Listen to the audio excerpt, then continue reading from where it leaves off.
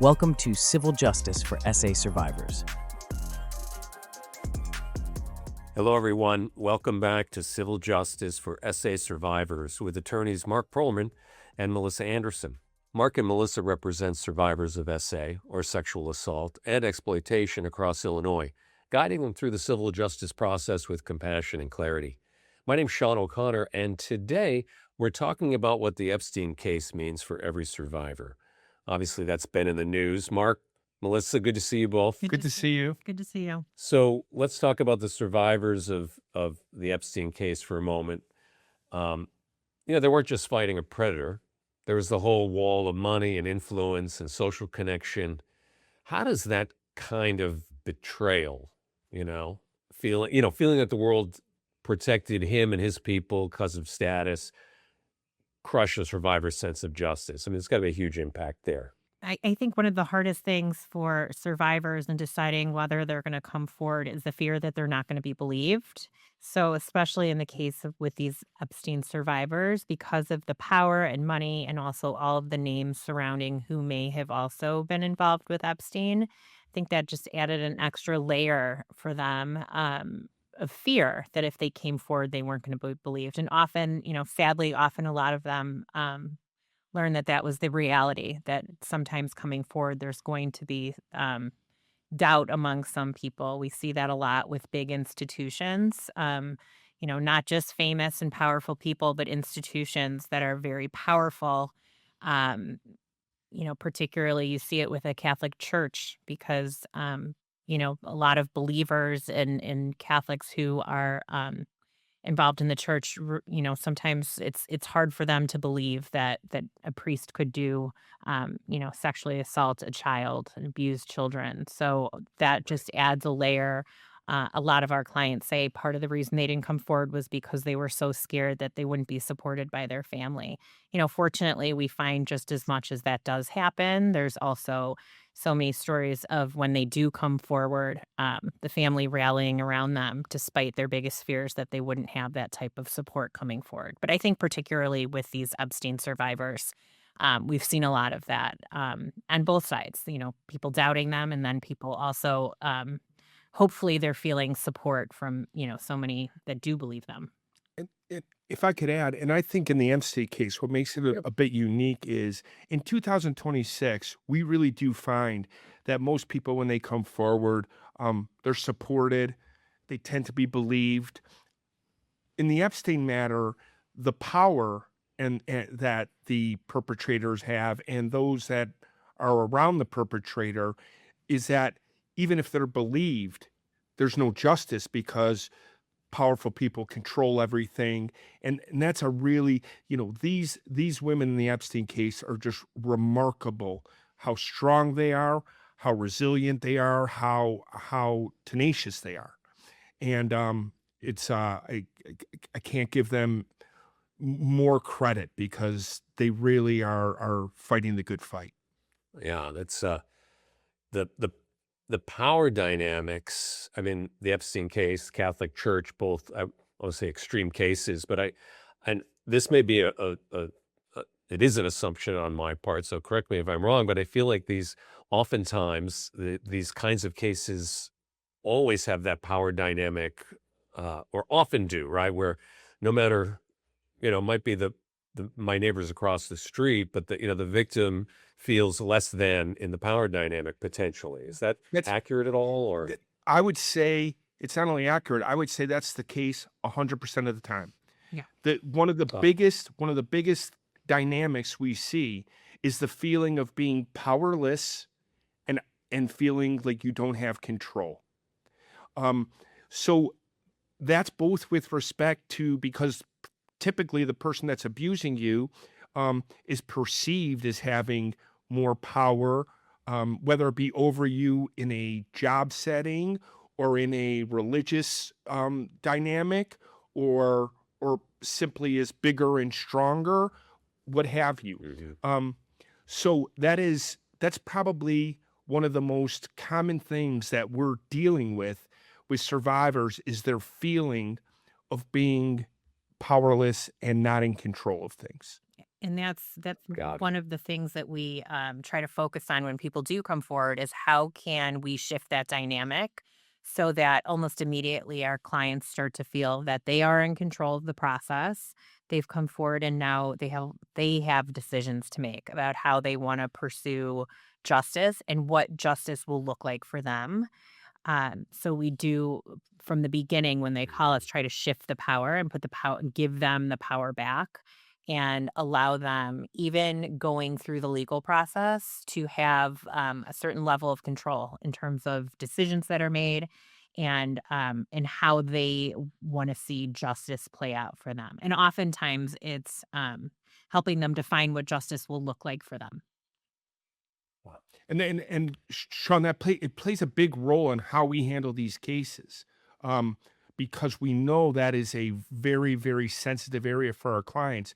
So we really strive to make them feel powerful and in control of the process. Yeah, I can imagine him just having a good, if you mustered the courage to come forward and reach out to folks like yourselves, and then to have that, um, the belief, but also a strategy and the experience and people who have fought these kinds of cases before and know the landscape. Like you can just imagine. It's very easy to imagine. I think the profound shift in sort of mindset that might result for the victim. Um, but that's just the beginning of the process.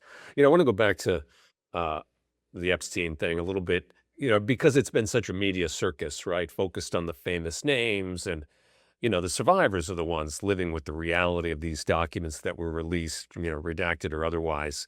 Um, how does that constant speculation by, I'll just say, pop culture, who else was there, that kind of a thing.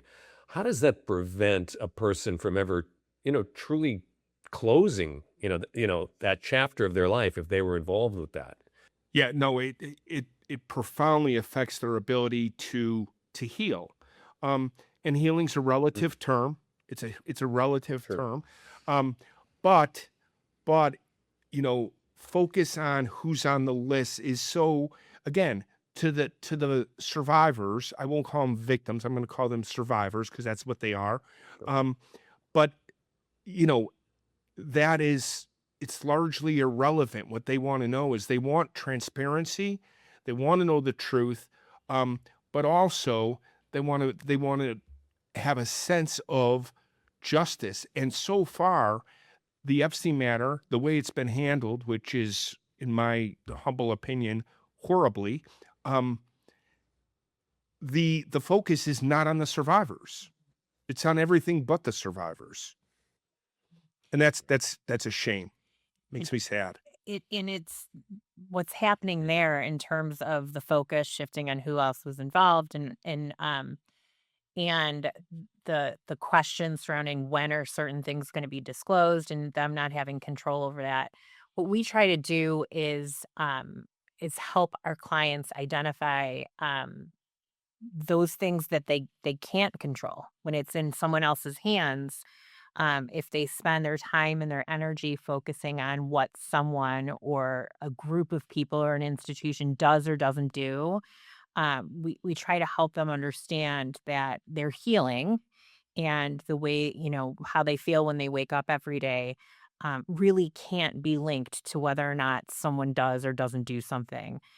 Because once they shift that and they internalize it more and focus on themselves and what they can control, once that shift is made, um, I see we tend to see them, healing a lot more.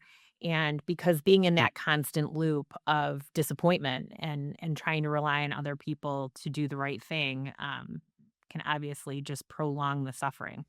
Yeah, the whole, waiting for, people to do the right thing. I mean, we're talking about, an egregious failure by law enforcement and the legal system, and individuals as well. And I'm wondering, how does a survivor rebuild trust in any, this is such a far reaching thing, in any institution, like in the Catholic Church, which is meant to be, I mean, I'm not expecting the Epstein social milieu to be a supportive situation. The Catholic Church as an institution is inherently meant to support people. But, either way, the survivors have been victimized in a way that, how do they even build trust in people that are meant to protect them? Is that even possible? Yeah, so it is one of, if not the most difficult things for survivors to do is trust people, right? And it goes beyond institutions. They have a really difficult time because typically or often the person that abuses them is supposed to be a trusted um, adult or a trusted boss or a trusted coach or what have you, right? And then Mhm. that person, not only do they have power over you to commit the crime that they're committing, but then you feel very powerless or that you can't trust them because they control your future, whether you in with religion, whether you get into heaven, with sports, whether you get to move to the next level. So Yeah. trust becomes really, really difficult. And then to ask these survivors to engage in a legal process and to trust lawyers. I mean, the average human being doesn't trust lawyers. For survivors to trust your lawyer is really, really difficult. And we're keenly aware of that. And we tackle that head on. We tell them Yeah. we're not expecting them to trust us, that we're going to earn their trust. Well, and there was a I don't say a shift, but for years, these women were, you know, referred to, minor victim number one. I mean, there's a certain anonymity that was, is the law, but then, and they going from being a number in a file to actually stepping out with their own names and their own voices. And I'm wondering, the emotional significance of doing that. Like, how do they, you work with folks, you work with survivors all the time. How do they make that shift, and why is that important? Everybody makes that shift at a different time. Sometimes they don't make that shift, but it's a huge thing. It's a big deal when you go from being John Doe or Jane Doe to Mark Pearlman or Melissa Anderson, and we see it all the time. And it it's a process. Typically, when clients come forward, they want to be anonymous, but over time, as they start to heal, they start to trust the process. They're getting the help they need, psychologically and what have you. They make a shift where they say, "This didn't happen to John Doe or Jane Doe. It happened to me." And if I don't have anything to be ashamed of, which I don't, because something was done to me, I didn't do anything, um, then I shouldn't be ashamed to publicly say my name, because saying your name publicly is very, very powerful and very, very healing in most cases. In that shift that we see, I would say most of our clients are, our goal is that our clients are in a better position at the end of our process than they were when they first came in and made the phone call.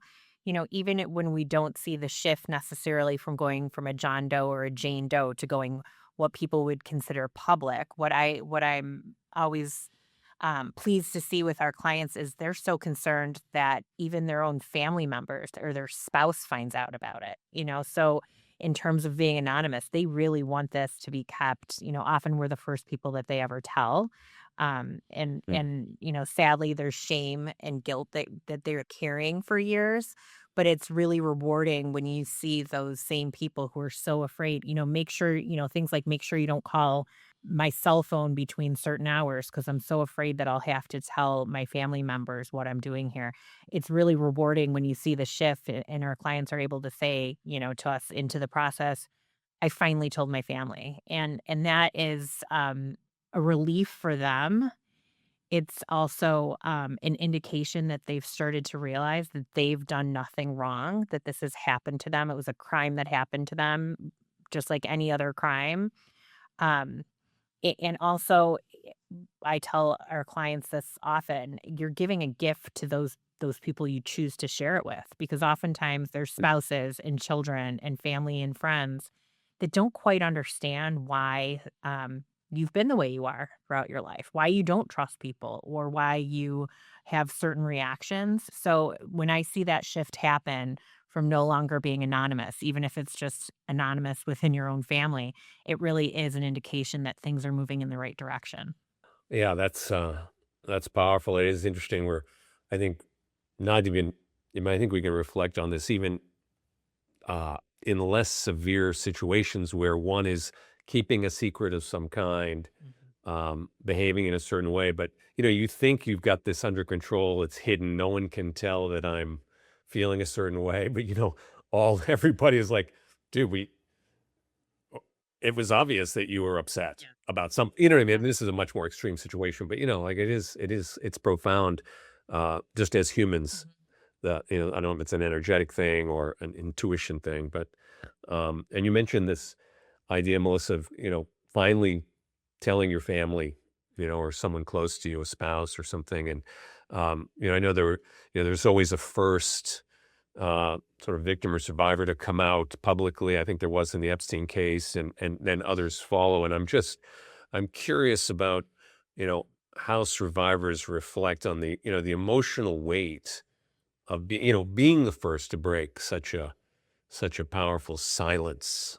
To be the first to sort of throw the doors open. Oh no, I was going to say. I mean, obviously, anybody that's in the news or has had that experience, the inspiration that must come from that for others too. I mean, that's one benefit of this whole Epstein thing. I think, Mark, you mentioned it, is that the awareness level in 2025, 2026 is such that, if you don't think this is happening out there in the world, you're gravely mistaken, and you've got to believe women who come forward to speak to it. So, To be the first one to come forward is so I can't even imagine, and I don't know that I would have the strength or the fortitude to be the first person to come forward, because in general, only 20% or less, 10 to 20% of sexual abuse victims or SA ever come forward.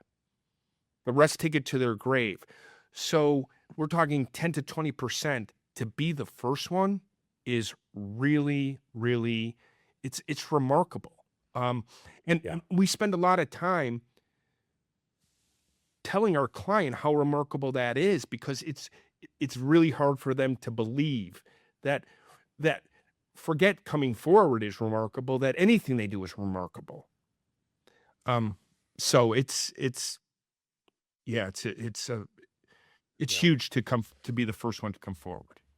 The we've just got a couple minutes left on this episode, but I want to, I mean, sort of, I don't know if this is a uplifting message necessarily, but if justice in the headlines feels, because the Epstein case is only sadly one of many, but if justice in the headlines feels out of reach for a regular survivor, what's the most important thing you want people to know, as they embark on their own path to healing, regardless of the Epstein case, that's going to go away at some point. Melissa, what's your take on that? Well, really just the idea of sharing what happened to you with someone. In terms of, most people don't see justice play out on television for themselves. But the relief that people feel when they do share their story with someone, carrying that secret for decades. Most people carry the secret for decades. Well, really, most people carry the secret their entire life. But the healing that can start once you tell someone, and you don't have to know what your next steps are necessarily going to be. But there's so many studies out there that show that just acknowledging that this happened to you and saying it out loud and picking up, like I said, most of our clients were the first people that they've ever told. And we hear from our clients a lot that that is really the point. Sharing it for the first time is the point where things shifted for them. So I think that's the most important thing. Yes, people won't necessarily see this play out, for the world to see like this, but the shift in their own lives that can happen just by taking that first step, picking up the phone. And I would add Got it. and I would add to that, just quickly. The other thing that I think is really important to share with the survivors is that they are 100% in control of their own healing, and they have power over their own healing. So that when they stop giving the perpetrator or the institution the power is really when healing can start. Got it. That's great. Great to hear. We're out of time for now, but thank you both for your insight and compassion. And I know we'll talk again in the future. Thank you, Sean. You bet. That's it for today's episode of Civil Justice for SA Survivors. If you'd like to learn more about Marc and Melissa and what they can do for survivors in Illinois, visit their website, pearlmananderson.com. You can find resources there. Also, thanks for listening. I'm Sean O'Connor. We'll see you next time. And if you found this discussion helpful, leave a review, subscribe to the podcast, maybe share a link with someone in your world who you think might benefit from it. Have a good day. Thank you. Thanks. Thanks for watching. Be sure to hit that like and subscribe button and leave us a review in the comments.